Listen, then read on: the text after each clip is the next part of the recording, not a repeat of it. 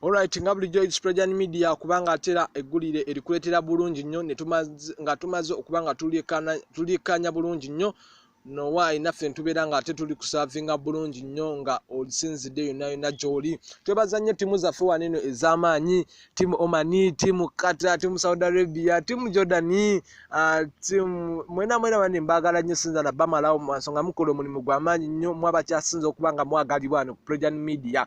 Era tugenda kuba tuimprovinga bulungi nnyo mu mpeereza yaffe eyo mu maaso, era ogenda kuba ogiraba bulungi nnyo naye ng'era tugenda kuimprovinga naye nkubadde nkusaba okone awo kapeesa ka subscription tubeere nga tufaanaganya embeera.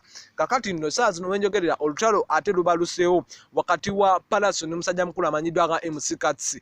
Era olutalo luneeno lusinzidde ku Pan African Hotel. Tukimanyi bulungi nnyo nti MC Katsi yagobebwa ku gundi gyali akolako ku Fame Lounge n'ate n'asooka afuna omulimu wano ku Pan African Hotel. Kakati n'olutalo lubaluseewo wakati waabwe babiri. Palaso yasoose n'agamba nga MC Katsi bw'atalina magezi, MC Katsi munnanfuusi muli wankwe, MC Katsi kyakola takitegeera bulungi nnyo era y'omuntu atasooka kulowooza. Amanyi Palaso omusajja wa kuyomba mu luzungu nnyo ate wa kunnyonnyola nnyo.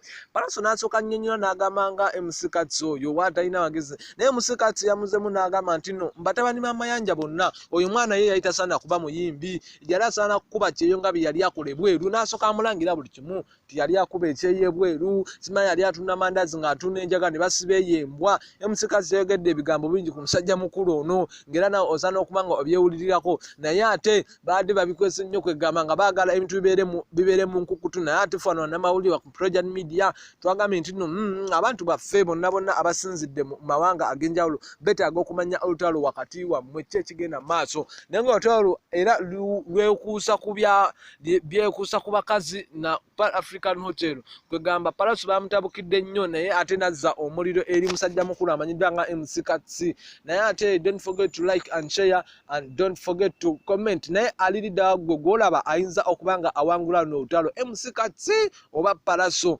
owa Palaso Music. Don't forget to subscribe.